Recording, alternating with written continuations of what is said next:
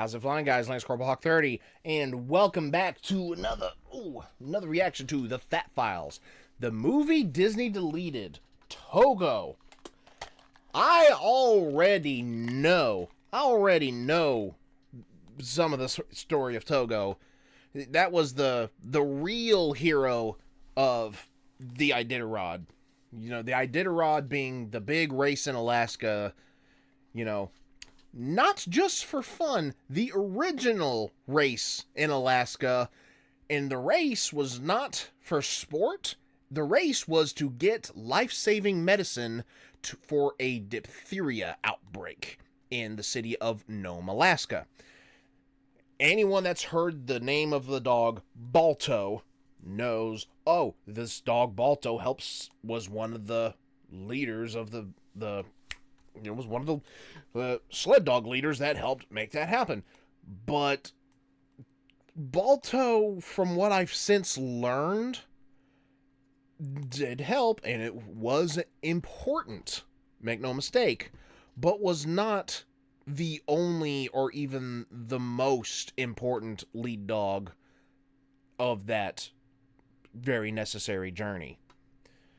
There was another dog, Togo, and his team that arguably braved harsher conditions than Balto, which I'm sure Nick is gonna be bringing up. So, and Disney deleted a movie about Togo? Let's see what happens with this. Fun fact, I used to have a dog that I did name Balto. Actually, he was a husky. So, very, very floofy boy. Very much a troublemaker. Oh, then, whoop. Didn't mean to do that. Okay. But I'm going to stop wasting time. I know some of the story, but I've forgotten a lot of the details. We're about to go ahead and get into this. Link to the original video will be in the description. Please make sure you've seen it before you watch my reaction to it. With that out of the way, let's go and go. I just had surgery. All I wanted to do was take my pain pills and watch my favorite live-action Disney movie. But no, Disney had to go and make it illegal. Today we're talking about Togo. What is Togo? Togo was a dog back in 1925 that saved a bunch of kids' lives, and then the newspapers gave all of the credit to another dog by the name of Balto, and Balto ends up getting a statue in New York City. Doesn't really seem fair. And then in 1995, Steven Spielberg and Kevin Bacon came out with an animated movie that wasn't even slightly historically accurate, also giving Balto all of the credit. Okay, well now you're just being a dick. But then in 2019... Yeah, I do remember. It was a good movie for what it was. Not historically accurate, like he said, you know, because dogs can't talk like people. Like a half wolf, half husky dog does not sound like Kevin Bacon in real life, obviously. But for a kids' movie, it's historically accurate, also giving Balto all of the credit. Okay, well now you're just being a dick. But then in 2019, something incredible happened. Disney came all of the credit. Okay, well now. Phenomenal cover art though for that VHS. Like really, like it's just. They need to bring back movie art posters that look like that again in that kind of style. They need to bring that kind of art style back for movies because it's just so much slap nowadays. You're just being a dick. But then in 2019, something incredible happened. Disney came out with a live-action movie that was actually fairly historically accurate that corrected the record and gave Togo the credit that he deserved. And if that wasn't cool enough, it starred Willem Dafoe in a dope-ass jacket, and the dog that played Togo was actually the real Togo's great-great-great-great-great-great-great-great-great-great-great-great-grandson. It was fantastic. It was literally one of... Really? That's actually phenomenal. Really, no kidding. My favorite movies ever. And then in September of 2024, Disney comes out of left field and just does the Thanos snap and just deletes it from history. Why? It's not a thing anymore. You can't watch it. And we're going to get into all of it right after a word from our sponsor. Fitting that the sponsors delete me. Delete me. So good news. This works well on rabbits. Yeah, it's 4570 government. Why do they call it government? Because nobody fucks like the government. Oh. Well, I'm going to teach these rabbits about taxes. I love that woman. I This can video's see brought to you by why, Delete Me. All right, dude. here's the deal. Super simple, straightforward business model. You give them money, they turn around and Friggin' make he sure the data lucked brokers out, on the bro. internet aren't selling your personal information. What does that even mean? Okay, here's Nick the entire really well and internet truly every lucked free out. service He on the planet did. inside of a nutshell. Or Okay, there's is a saying, blessed, if rather. you're not paying for the product, you are the product. Man. What that means is I pretty don't much feel anything bad on the about internet talking that you over the use, delete me that's a ad. service, whether that Just be because, Google, other than that Facebook, first part, that Instagram, first part was gold. Snapchat, Just, all of it. Okay, I thought it was going to be a repeat. repeat So one of two things completely. is happening. They're either This gonna part feed you probably is. ads, That and last that's how part- that company makes money since their service is free, or they're going to phenomenal. collect your personal Phenomenal. information, then Phenomenal. turn God around bless and you, sell Nick. it to data brokers on the internet, and then they're going to turn around and sell it to whoever buys it. And next thing you know, you're getting 17,000 robocalls every single day. And that's where Delete Me comes in. They will look through all the major data brokers and find the ones that are selling your personal information and submit opt-out requests on your behalf, and then they are legally obligated to comply. And then they'll continue to monitor these data brokers, and if they get your information again, Delete Me will submit an opt-out request again. Basically, you're paying Delete Me to get rid of all the downsides of all of the free stuff on the internet, which I think is absolutely worth it. If you want to check them out, I'll have a link and a discount code down below. Let's get back to the video. Okay, here's the deal. In 1925, in a very remote town way up in Alaska called Nome, there's an outbreak of diphtheria. Now, diphtheria has a very high mortality rate for kids. It's literally called the children's plague. And if they don't get an antitoxin, a lot of these kids are going to end up dying. And to make things worse, it's winter, it's negative 50 degrees outside. Yeah, I went to school in negative 40 degrees, by the way, when I was still attending high school in Alaska. And then meanwhile, down here where I live in Georgia, it snows once and everybody panics. It's like, okay, just drive slower, y'all. Come on. But yeah, I already know what he's about to say. Because of how cold it was, plus all the snow, plus everything, the planes were not able to make it through the storms. The train tracks were too covered in snow to be able to barrel through it. So they had to resort to sled dogs. And the only way to get this antitoxin to these kids is to go to the nearest major city 674 miles away with dog sled teams and then bring it all the way back to Nome. And according to the 1995 animated movie, all of it was done by a half dog, half wolf by the name of Balto, who was accompanied by his accomplice that was a talking goose, which obviously that's all nonsense. The only thing realistic about that movie was there was in fact a diphtheria outbreak in 1925, and there was in fact a dog that was named Balto, but he was not half wolf. He was 100% Siberian Husky. And he was bred by a guy by the name of Leonard Seppala, who's credited with actually being the first dude to bring Siberian Huskies over to America. And Leonard Seppala is a badass in the world of dog sleds. Okay, this guy has like one of the best dog sled teams. He's one of the best breeders. At one point he was in the Winter Olympics. He's winning competitions. He's like top of his game. He is one of the legends of dog sledding. And he actually ended up selling Balto to a guy by the name of Gunnar Kaysen because Balto wasn't good enough to make it onto his sled team. He was too slow. The lead dog in his sled team for almost a decade was a dog by the name of Togo. Togo was a very sick puppy. He was the only puppy in his litter, and because he was so sick, Seppala's wife actually, kept the dog in the house, didn't let him go out in the kennel, and kind of babied this dog. So once this dog was in better health, he was kind of spoiled, and he was a troublemaker, and he was a little bit rebellious, and Seppala just didn't really like him because he wouldn't ever listen. He was untrainable, and because of that, Seppala ends up selling him to be a pet for somebody else. And then one day, Togo, about 2 weeks after being a house pet, jumps through the kitchen window and runs back to Seppala's house and goes back to the kennel. At which point Seppala's like, well, fuck, okay, I guess you're not leaving, but you're still not part of my dog sled team. So then Seppala would go out, take his dog sled team, training, doing events, and Togo would actually dig his way out of the kennel and run alongside the sled team. And eventually he's like, fuck it, I guess we'll see how good you are as a sled dog. And he ends up being the lead dog. And Seppala said out of all the dogs he ever had, Togo was the absolute best. I'm going to name him Togo, after the Admiral, an underdog. Named for an underdog. Okay, fast forward to 1925 with the Nome diphtheria outbreak. Togo is 12 years old at this point in time. Okay, the average sled dog only makes it to 8 years old. Togo is 12, and he is still Seppala's lead dog. Now, the serum is already on its way from all the other sled dog teams, and Seppala and Togo are in Nome, Alaska. So they're going to send out their best guy, which is Seppala, and he's going to leave to go out and meet the other mushers. And that's on January 28th, 1925. So 2 days after Seppala leaves, Seppala is going to cover the biggest distance. He has to go 170 miles to the pickup point and start heading back. And 2 days after he leaves on January 30th, another sled dog team is going to leave, and they're going to meet Seppala. He's going to hand it off, and they're going to start bringing it back. And then the next day on January 31st, another sled dog team is going to leave, and that's the one with Balto, and they're going to pick it up and bring it back to Nome. So Seppala is doing the bulk of the work. Not only that, but when Seppala leaves, because the clock is ticking, these kids are sick and they're going to die unless they get this antitoxin,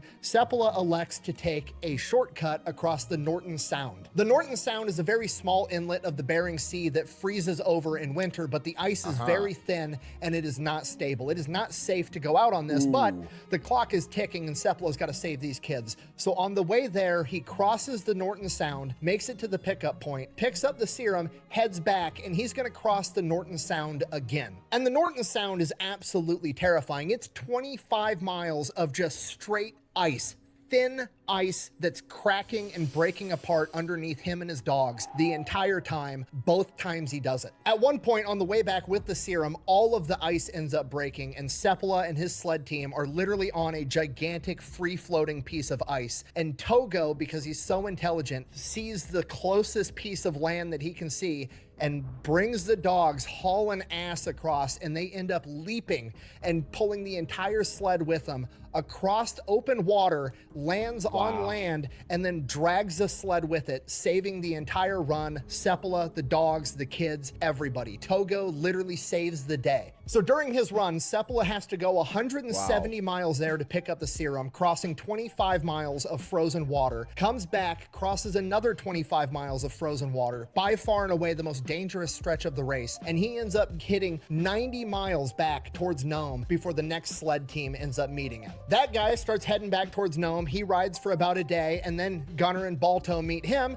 and Gunnar and Balto finish the last 50 miles back into Nome. Okay, just so we're on the same page, Togo and Seppala went 260 miles, Balto and Gunnar went 50, but because Gunnar was the last guy to ride into Nome, he got all of the credit along with Balto, and that's all the newspapers cared about. They gave all of the credit to those two. Okay, do you understand? Do you see why I like this movie now? It's literally a fat electrician video, but it's about a dog, and it was a movie made by Disney. Okay, this is my entire MO. That's the only reason I'm popular on the internet. I find an obscure historical figure that contributed greatly and did incredible things and got shafted in the annals of history, and nobody talks about it, and they give all the credit to somebody else that did less. And not only that, it even had Togo had a troubled youth where he would get in trouble, ends up being a terrific leader, and then the icing on the cake, it's his last hoorah. He's 12 years old. He's too old to be doing this, and he gets his, old age and treachery moment. The only thing that could make this movie more of a fat electrician video is if Togo had bad eyesight and had to lie on his eye cheated on his exam dog, and he drank too much booze. That's the only thing that could possibly make it better.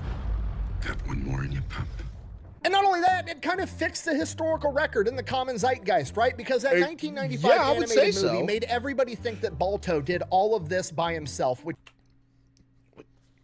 it was kind of portrayed that way. They got got the train part way, then this one sled dog crew went. It was definitely portrayed. It definitely appeared in the movie, if I'm remembering correctly, that there was only one sled dog team doing all the work. But she absolutely didn't. And it did it to the degree that even today, as I'm filming this video, if you go to Balto's Wikipedia page, the top line said that Balto was Leonard Seppala's lead dog, which isn't true at all. It was never true. Leonard Seppala bred him and then sold him to somebody else because he was too slow. Leonard Seppala's lead dog was Togo. For the love of God, somebody please change that on Wikipedia. Okay, so you guys get it. It was let's see. It said this may already be fixed down at the bottom. Let us see exactly. Balto Wikipedia. Okay, and let's compare how it looked before. Okay, this article is about the sled dog for the 1995. Okay, was the last bred by Musher. Okay. Was an Alaskan husky and sled dog bred by musher inbreeder Leonard Seppala. versus this was an Alaskan Husky and sled dog belonging to Musher and Breeder. Aha, so it has been changed. So achieved fame when he was reported to have led a team of sled dogs driven by Gunnar Kasson.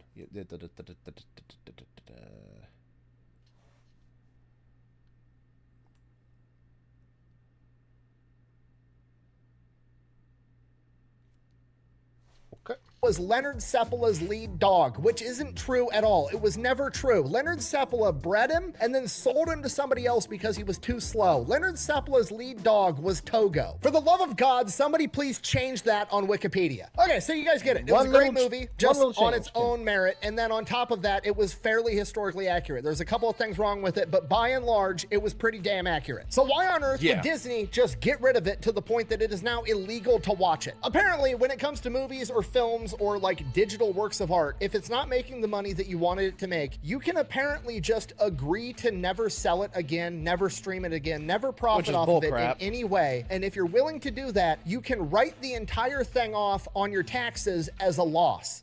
That's some neat trick. And that's exactly... Of course, he'd tie another Willem Dafoe scene into this. That's perfect.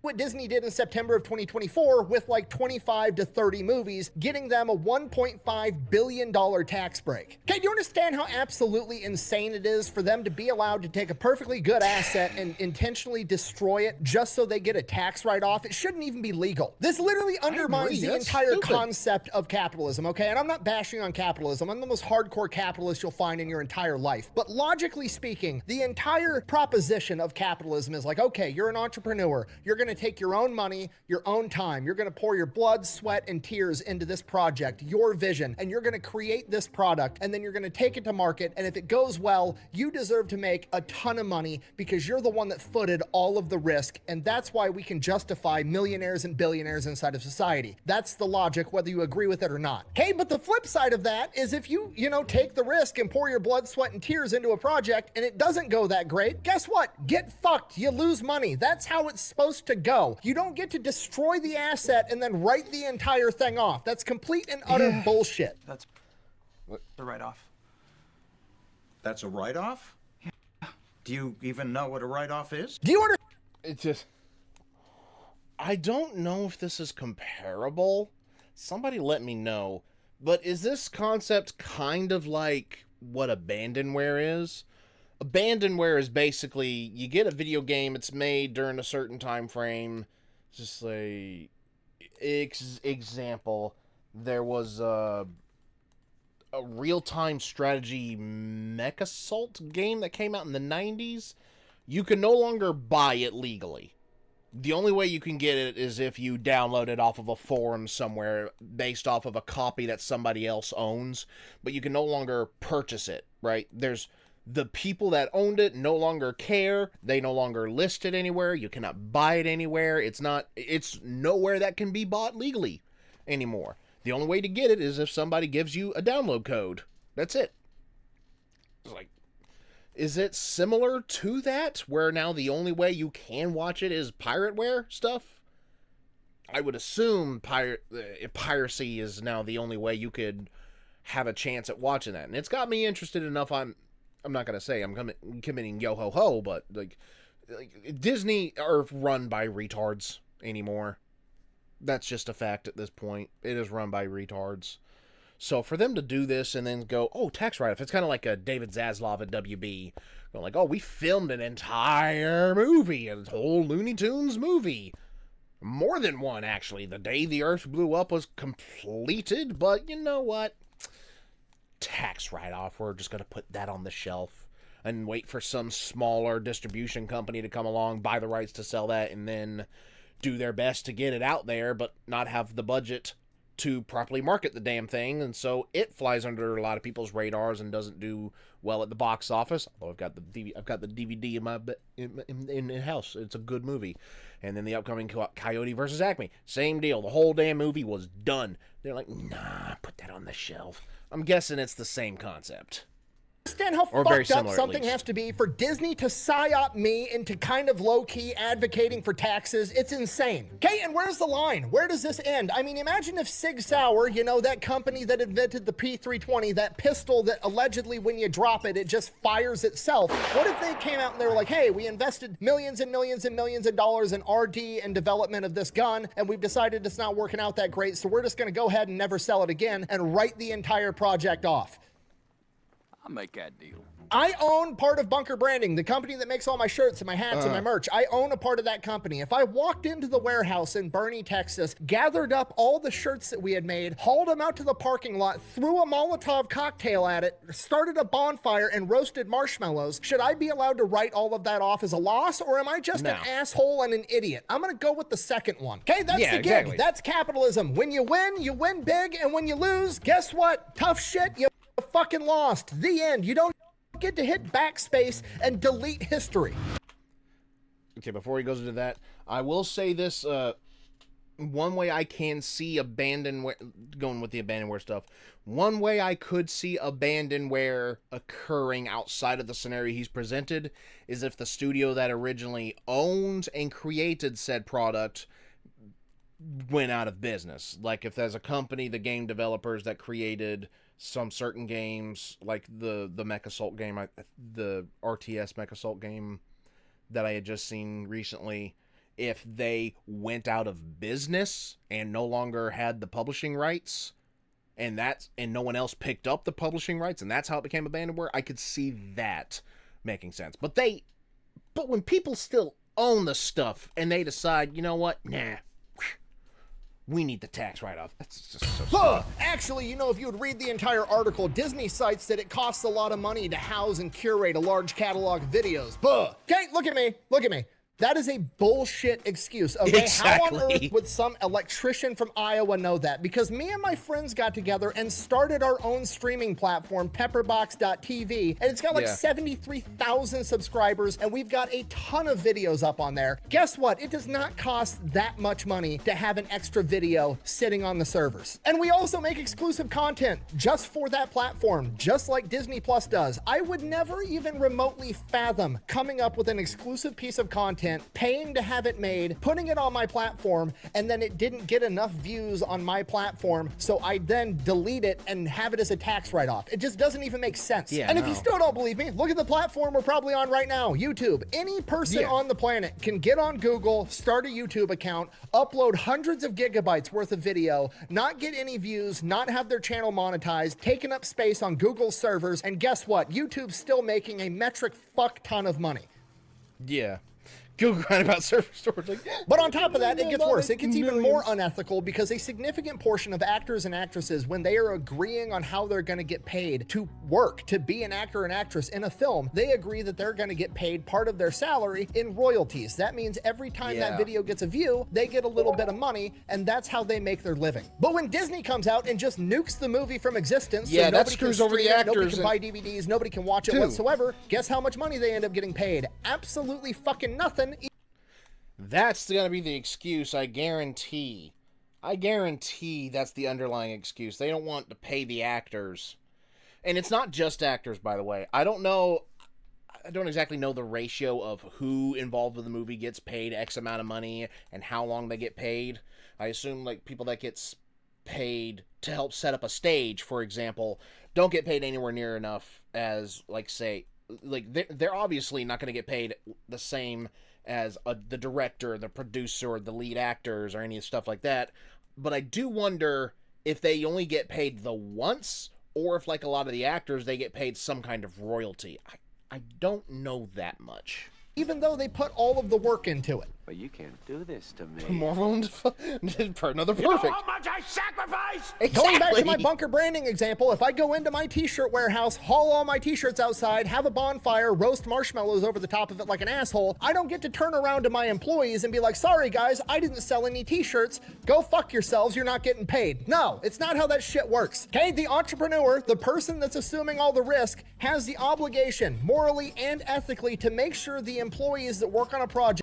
That rant alone got my like. I like the rest of this video already, and I don't often click like on the videos I react to, even when I enjoy them. but that rant alone deserves a like. Get paid the amount of money that was agreed upon for that work, okay? That's how capitalism works, and Disney is messing up the entire system. I can't believe how mad I am about this dog movie, okay? And the thing that makes it worse is even if this video goes like super viral and Disney like wants to remake the movie because they realize they fucked up, they're gonna ruin the movie, okay? Because they're gonna go into some Disney board meeting and they're gonna be like, wow, that is an incredible story. Why on earth would we get rid of that movie? We should remake the entire thing. You know what? However, I don't like the notion that there was a white dude with a bunch of purebred Siberian Huskies. What if instead we cast Anne Hathaway to be Leonard Seppala, and then we made Togo be a pug, and then on the dog sled team there was a ferret and a cat and some 14-year-old e-girl that thinks she's a dog. Not only is Oh my god, I would like it twice for that other rant right there, because he's so freaking right. So satisfying to hear other people like that just absolutely nail the reasons why things nowadays are just going down the crapper.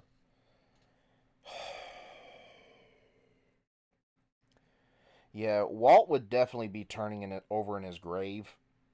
It is spinning in his grave to the point where we could replace the Hoover Dam for electricity with this business decisions that are being made in his company nowadays. It's no longer the Walt Disney Company, it's the Disney Corporation.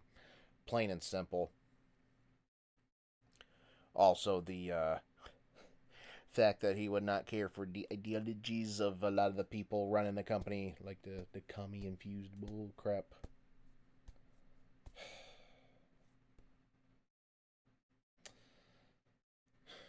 Let's get back to it. Disney ruining capitalism, they're disrespecting the memory of Togo, okay? He was 12 years old. He was an old man that ran 260 miles through a snowstorm across a frozen fucking ocean to save a bunch of kids' lives. Then he never got the credit that he deserved for it, and then Kevin Bacon and Steven Spielberg fucked up the common zeitgeist of history, making everybody think that Balto's punk ass did it, and then Disney comes out of left field and they're like, you know what, we're gonna fix the historical record, and then 4 years after that, they nuke that from existence because it doesn't meet the bottom line of Bob Iger's fucking spreadsheet. Okay, all I wanted to do was come home from surgery, sit in my lazy boy. Yeah, screw Bob Iger. The man never should have been rehired.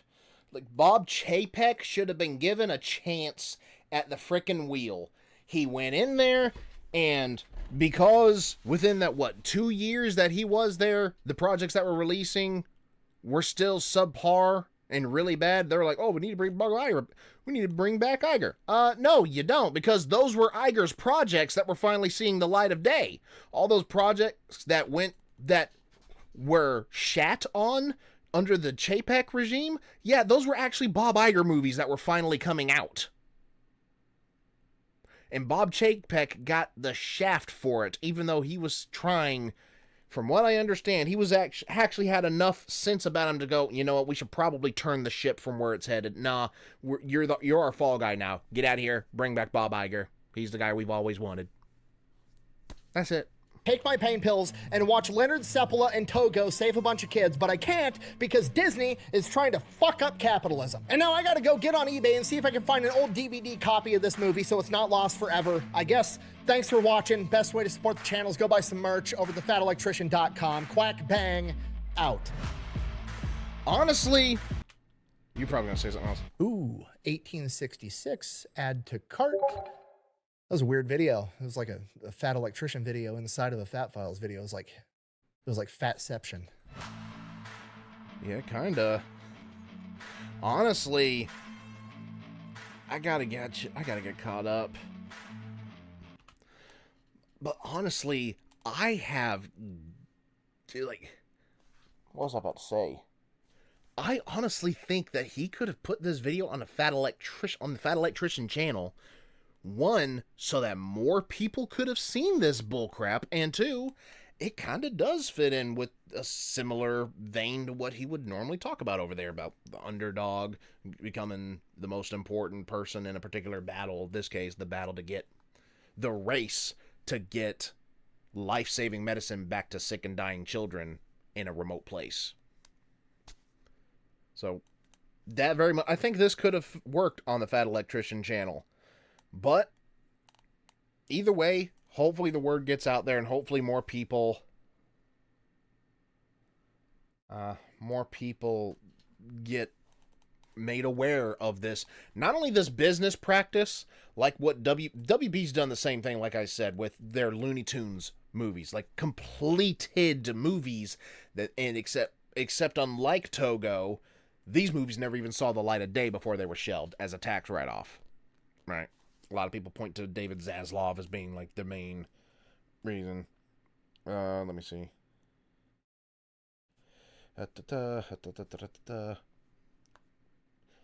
I'm curious.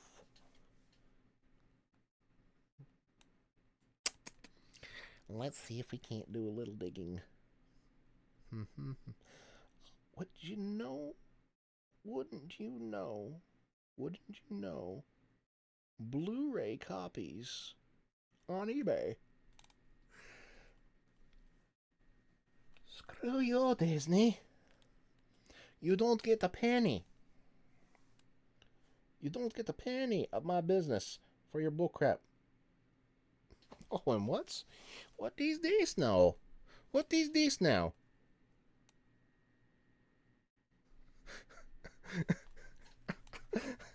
Is this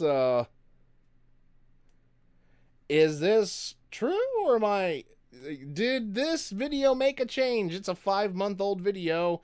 Did this video bring the movie back onto the streaming service?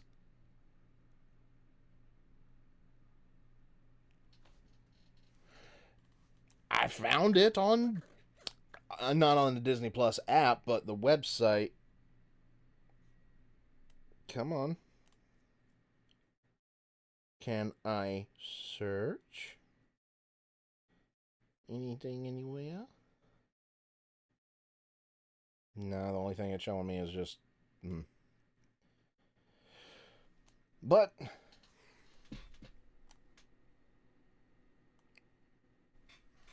So whether or not that's accurate to this day, okay, it does still say currently unavailable according to the search info. So I don't know if they just were extra dumb and left the page open and just... I don't know what they did. I don't know what all they did. But that'd be neat if Nick managed to make them bring it back and it just not get the news. Yeah. And people wonder why more people are leaving Disney Plus because of stupid decisions like this. Anyways, I'm going to wrap it up here because I don't want to get angrier than I already am. I could go into my own rants, I'm sure. But they're probably not as well educated as Nick's. What did you guys think? Let me know in the comments down below. Like if you enjoyed. Comment what your favorite part of this reaction was and what your thoughts are on the Togo movie if you ever had a chance to see it. Subscribe if you're new and tap the bell to get notified whenever I upload a video so you don't miss any reactions, gameplay, or otherwise from me. Also, go check out my Discord. Link is in the description. Come join. We will talk. Post memes, songs, videos, artwork. You can self-promote your own stuff and just have some fun. This has been Light Score Block 30, signing off.